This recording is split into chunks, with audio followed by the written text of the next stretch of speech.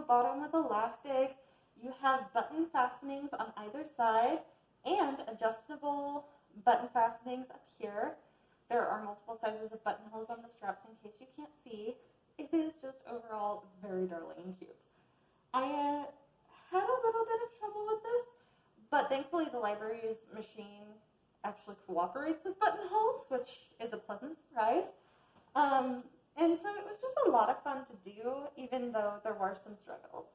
So we're going to leap into it, and let's see how it turns out.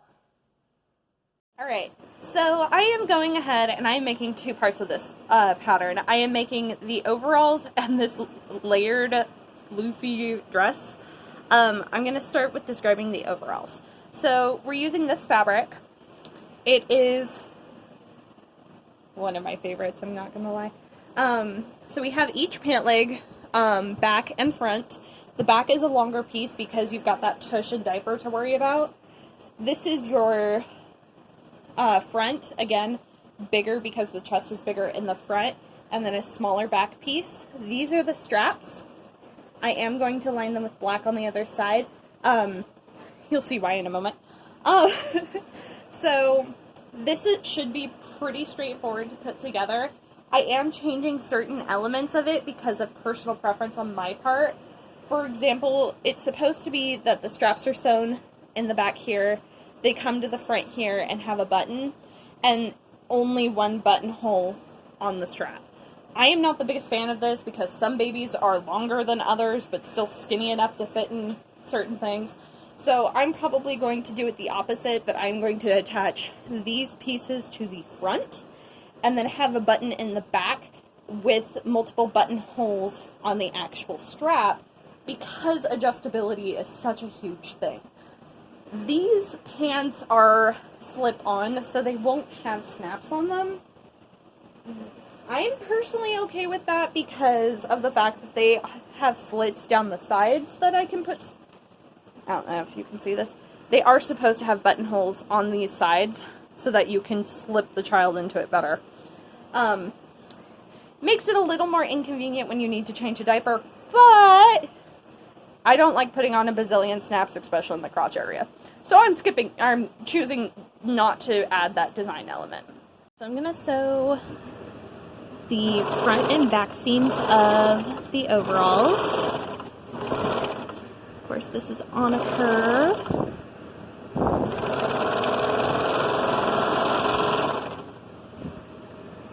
Okay. Originally it wants you to do the side seams and then the curves, and I was like, hard pass. It's in 4 pieces anyway.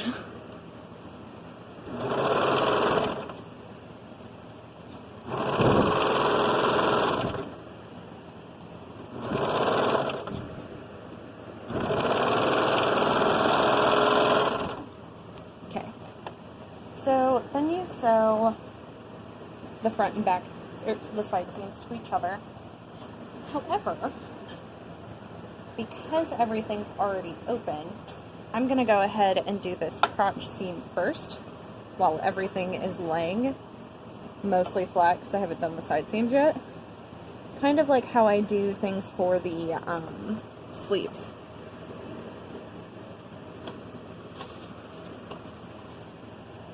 Originally this wanted snap tape, but I'm a huge proponent of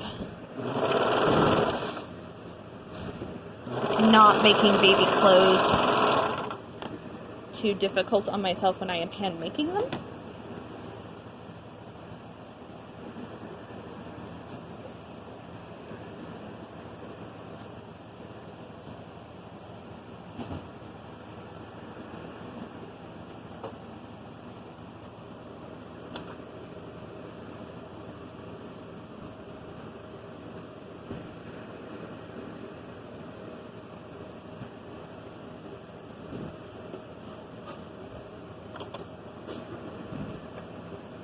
It is wanted that you start further down for the overall so that you can make it so that it snaps, or you can button it open or closed, or snaps, depends on what floats your boat.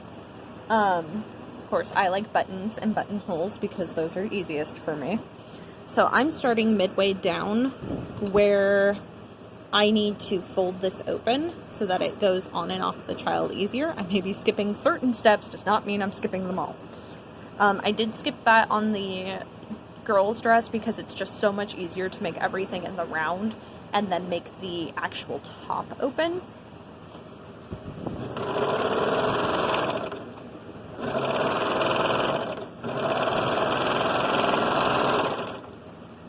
Of course, I'm starting at the top and going downward.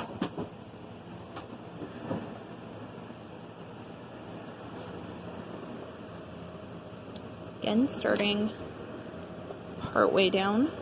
Make sure your seams match before you start. Because the whole point of the cutter is to make sure that it's a nice seam when it gets there. If you've already got a nice seam going, you actually need to trim a lot less. I am changing up another thing.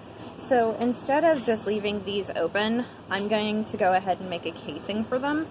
Because this is not, obviously, when I put, this is a high, like, this has got very short legs on it. So it's not going to be the type of garment that goes through the child's feet. It is a shorter pair. And so I'm going to roll this up and actually put casings in it so that it is a little bit easier to get on and off.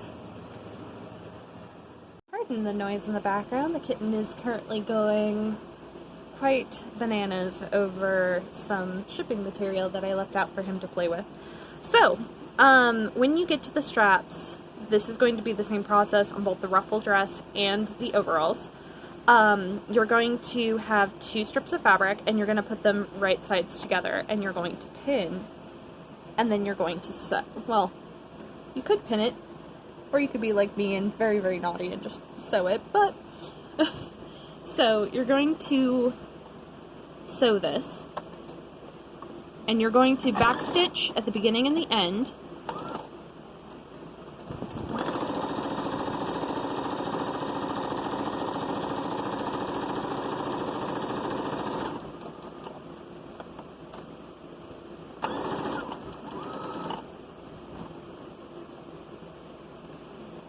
Also, the reason I'm off is because this is slightly smaller than the other one.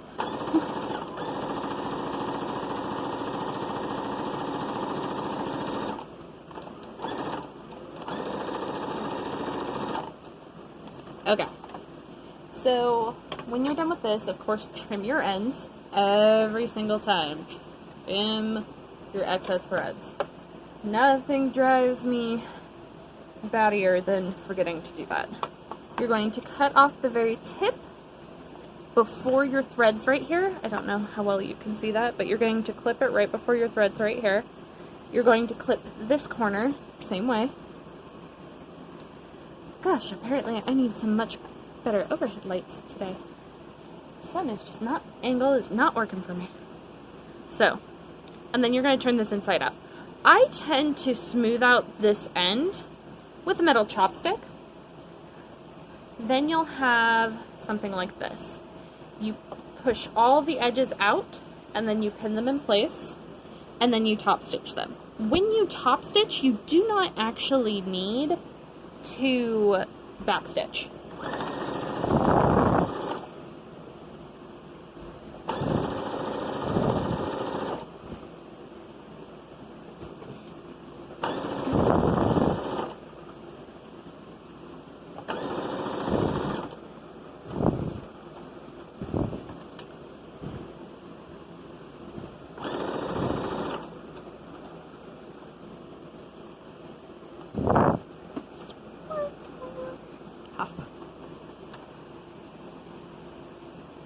Course, cut your strings while it happens to be here. Makes most convenience.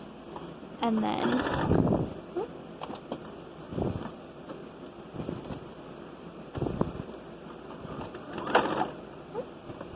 and sometimes that happens when you're on the very tip, is that it will not feed through. Just push it down a little ways and then it'll start to feed again. Sometimes that's a hint that you didn't clip off enough on that top edge when you then smoothed it out.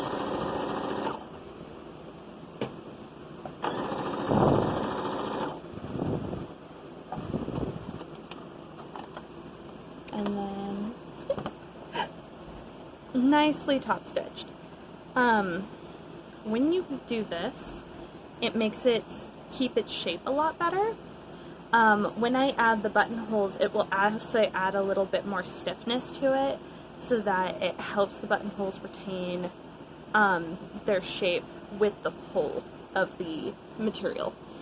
I'm gonna go ahead and finish up the other one off camera and do some movie magic. Okay, so for the little boys' overalls, when you pin the front and back together in the back, you also need to pin the straps.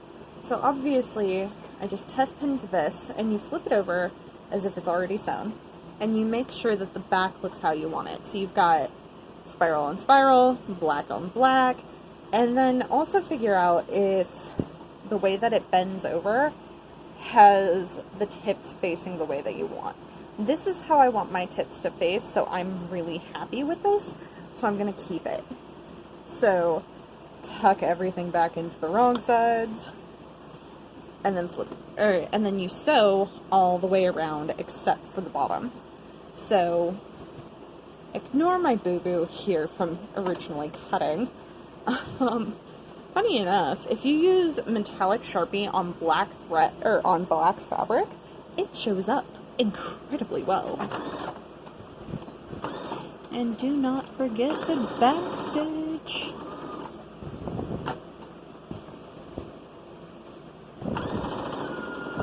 Also, when you place these straps, you need to have them over so that they aren't caught in the seam when you're coming up this curve.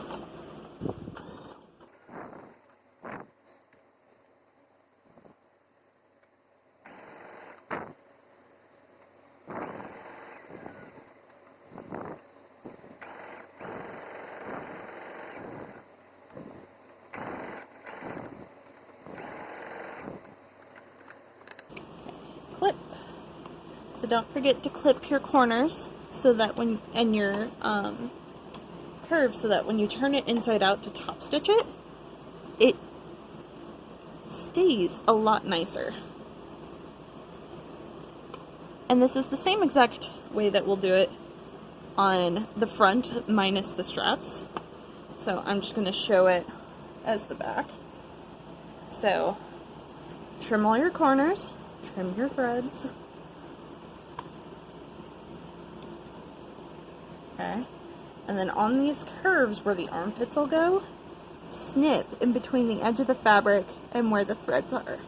Do not cut threads. That will not make a happy sewing time. Snip, snip, snip, snip, snip, snip, snip, snip. Okay. Now you'll turn this inside out. And see? It'll lay much nicer without all the excess fabric in the corners. And if you have trouble getting those corners, metal chopsticks, great for food, great for sanitizing, and also gently pokes out your corners. No splinters involved.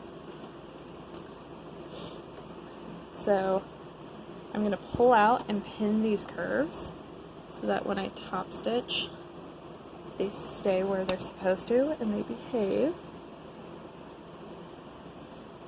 And for anyone that's wondering, yes, I always top stitch. I always top stitch.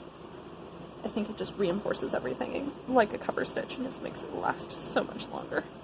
Okay, when you pin this part, you're pinning where you've sewn, but you leave this strap out of it. Same with the other strap. I've had some questions over the years of whether or not I sew my straps down, or if I have accidentally sewn a strap down once or twice. But that mostly is because of distractedness, and don't sew at 2 a.m. as much as you want to get something done for the next day. Just don't do it. You're going to end up ripping stuff out instead. Just don't do it. Okay. So pinning this other curve.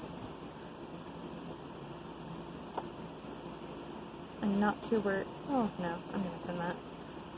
So I'm holding the strap in between my two fingers, and I'm pulling down on the actual body of the bodice, and then pinning it so it lays nice and flat.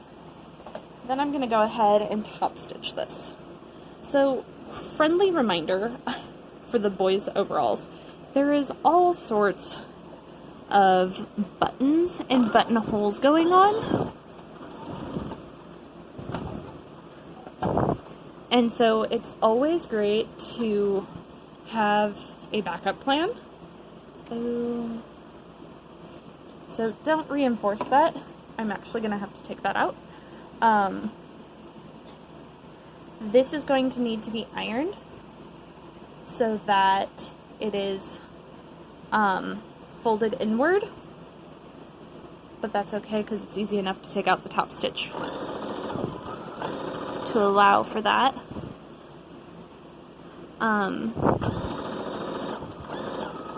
But there's a lot of buttons and buttonholes going on. So top stitching just tends to reinforce everything so that it's a little bit stronger.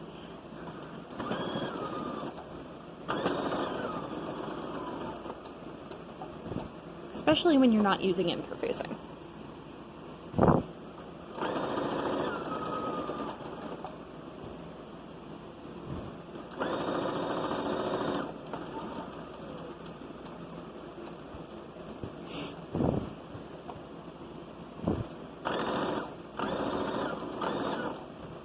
So, yeah, I continued to the end. Yes, I'm going to have to rip out a couple stitches of the top stitch, because what I'm going to do off camera, and you'll see this when I connect the top and the bottom, is I'm going to fold this inward and it's going to be pressed. I'm actually going to do this on the front piece before I sew the top stitch, so that it's pressed, and the magic of that is that now everything's a little bit stronger. This will be pressed, so there's no awkward seam going through the middle of the overalls, and then we're going to have all the buttonhole fun.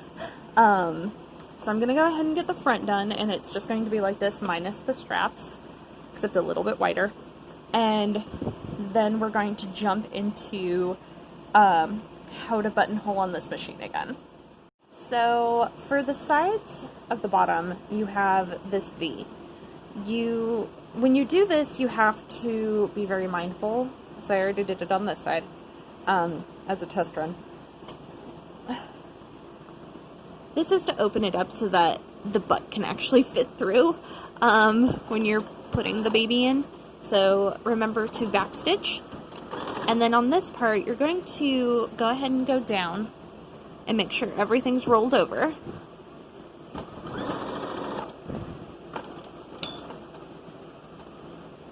And you're going to stop right where the V is. You're going to lift up the foot, and it's going to unroll a little bit, and then you're going to be able to go to the other side.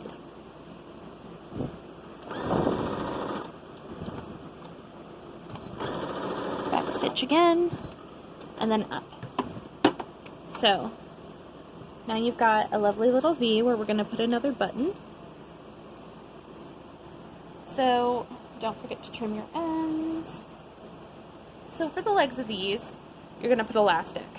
And when you do the casing for this, I already did this side, remember to fold down on the seams on either side, because for a straight leg, all you have to do is pull on these, and it will immediately make a casing that's even between the two seams that you already pinned.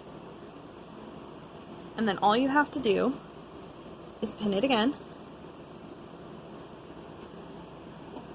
Then this side, same thing. Grab each seam, and then just tug.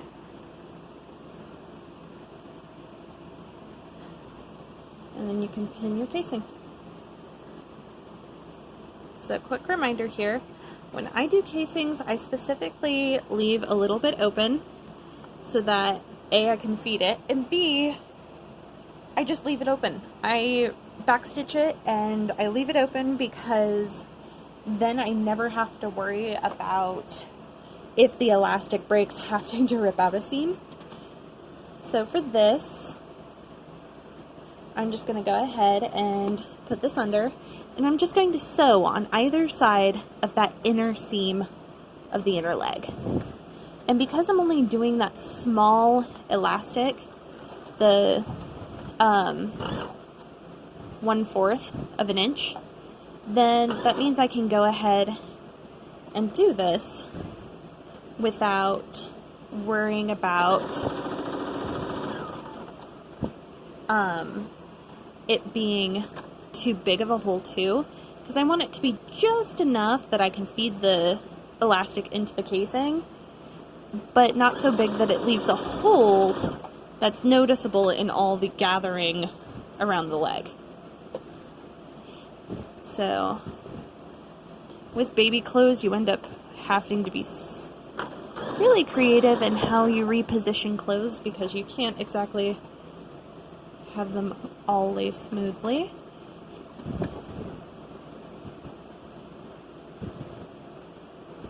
Okay. And remember that you're sewing on the edge of where you have everything folded over.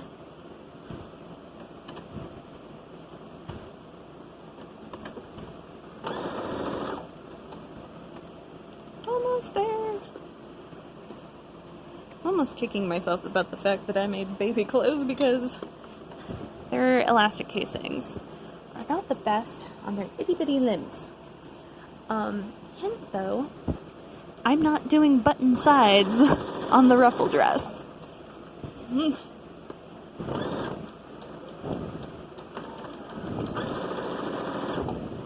Okay, so I backstitched at the beginning and the end, and I left a little hole where the seam is on the inner leg, trimming all of my threads.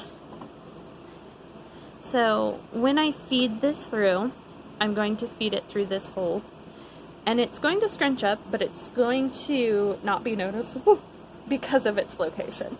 I'm going to repeat that on the other side, and now the bottom will be ready to attach to the top. Tip, if you've forgotten what the front and the back of your thing is, if you pull on the seam of the inner legs, the back of your outfit is always going to have more material than the front. That is true for the bodice, that is true for so many things. Because, especially with baby clothes, that diaper has to go somewhere. So because we know this is the back, I'm just going to go ahead, and I have this unpinned and pressed so that I can go ahead and sandwich it. But before I do that, I actually want to turn this right sides out. Off camera as I fluff everything and then try to figure out what the back is again. That would be the back. Okay. I just noticed something. Why is my bottom so much smaller than my bodice? Interesting. Did I do something wrong? I couldn't have done something wrong. Huh, well, another one of those things that Cece manages to do something odd, and I guess I'm going to be pleating something because this...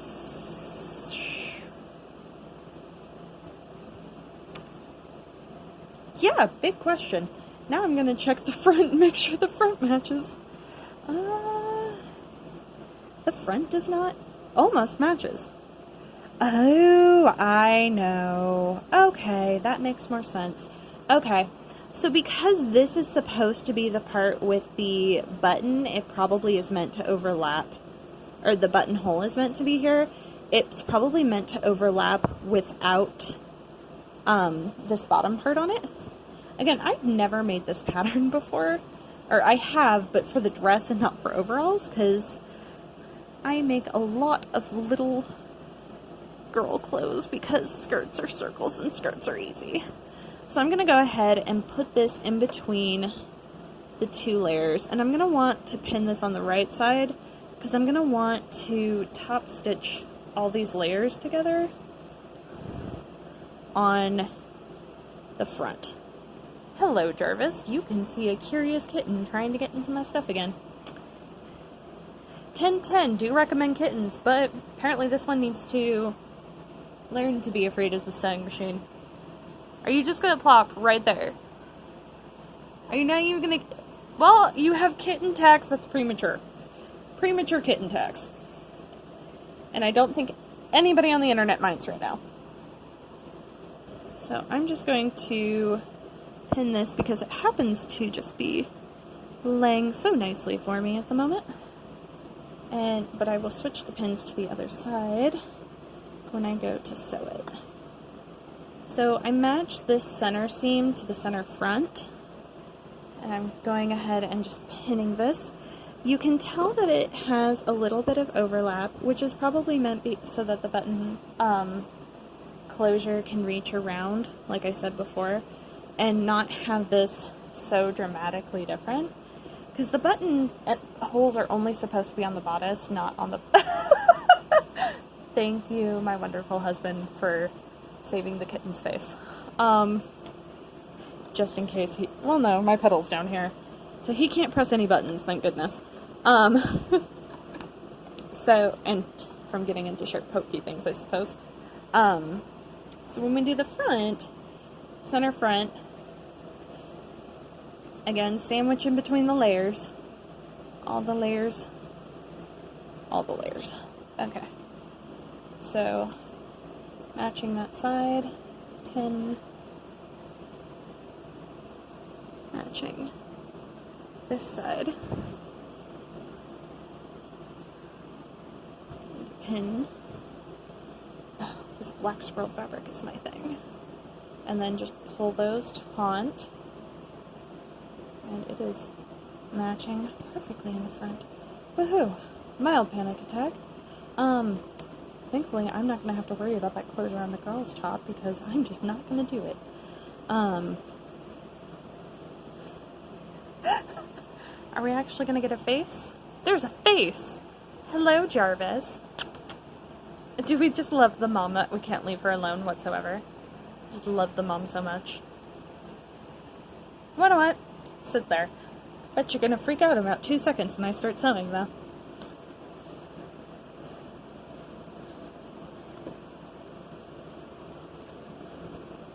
Okay, so we're gonna do the front, and it's gonna be the same process on the back, and I'm gonna have to, of course, change everything over. So I'm gonna back stitch, because I'm restarting this top stitch I had originally done. I'm going to stop right there, move the back panel all out of my way. He sees the string. Oh, you're so cute. Premature kitten tax. And I'm loving it. And tuck that back in there. Oops. Pulled out the pin that was holding you in place.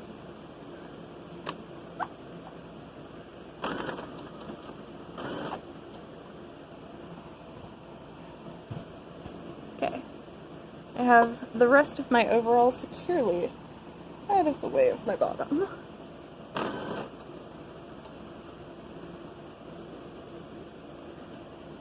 And I'm gonna slow this machine down. Zero fear. That is the kitten I chose to pick out. And he chooses to remind me at the most inopportune times that he has zero fear of me and of apparently my sewing machine.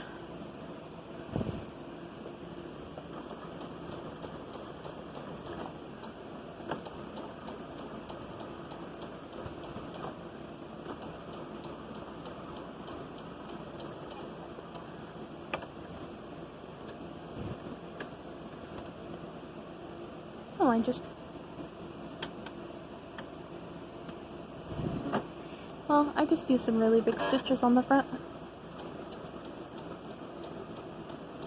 That would be why it's going fast. Don't forget to reset your machine in between projects, or in between basting and whatever else in top stitching. Because, I don't know if you can see because it's black on black, but I made some really big stitches. But they aren't loose, so it should do just fine. You're trying to be a project. Oh, you have zero fear. No, we don't chew on the sewing machine. Oh, you're cute, but you're not that cute. Yes. So I'm actually gonna top stitch this again when I don't have the camera on top of me. But I'm gonna repeat the same process for the back. That's how you attach the front to the back, is just top stitching all the way through, making sure that it's pressed on the other side so you're catching all of that. But getting highly distracted by a kitten and a misbehaving sewing machine does not equal the best seam. As I was saying about not being perfect. Okay. Kitten text. Jarvis, look at the camera. You're adorable, but you were such a pain. Aren't you cute? Oh, you're so cute. You're getting cat fur everywhere. And I know you love Mama, but leave me alone. Go that way. Go to Dad. Go to Dad. Okay. So I'll rip this out and do it in top stitch again. And then when we come back, we'll need to put buttons on this front panel. On the back, we'll need to put buttonholes, and I'm probably only going to put one on either side. And then I'm going to put multiple buttonholes on these top straps. And the reason for that is because I want it to be adjustable, because some babies have big shoulders, other ones don't. And the other reason is because I connected it at the back, it's not going to do what the ladies one will do, which is crisscross, in order to use up more of that slack. And I just think that having the ability to have adjustable straps on overalls is just super important, no matter what age or size you are, because whatever you're wearing underneath will impact how snug it fits.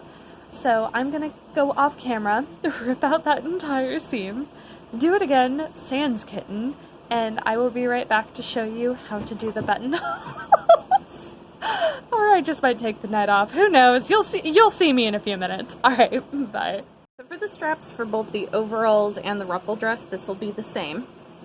So first thing you need to do is figure out where that buttonhole needs to be and still have the button completely surrounded by the fabric, because I am not a fan of this, or it just barely hanging off.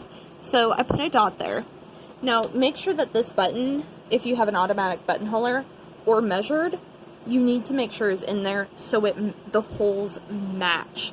Even if buttons seem similar, I change out buttons because I need to make sure that what I'm doing will work. And so for this machine, I'm going to go ahead and line this up on here.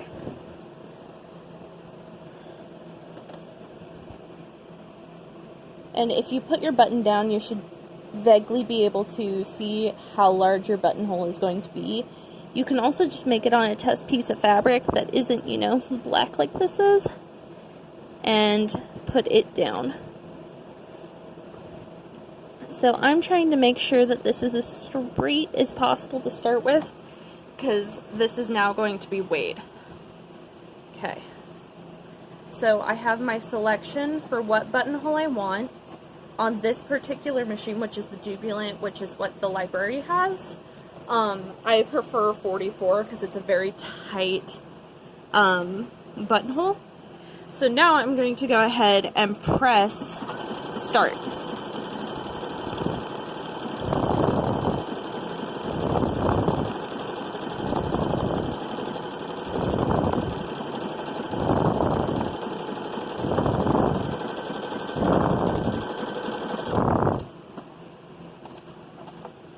Okay, and there's your buttonhole. For these buttons, I will always start and keep this edge the same all the way down, because I am making more than one. And I will do the same and start on the same edge on the other side, so that they are approximately even. So the hole is slightly this way, but not too bad. I think I guesstimated about right. And I know that's a word that nobody wants to hear me use. So I'm going to go ahead and do one strap, and then I'm going to match up the straps and put the holes on the same length of the strap so that they're even. Personally, because I like to customize, I will have more than one hole on each strap so that they fit. This is the same process on that I will do for overalls and for the ruffle dress. I'm just going to use the same clip for both because of the fact that it makes my life a little bit easier. Like this video and you want to see more just like it, please like, comment, and subscribe. This is Ranger just getting brushed. He shed so much. But it's summertime, so. You're getting all the brush too. All the brush. Look at all that hair. Alright, please like, comment, and subscribe, and have a wonderful day.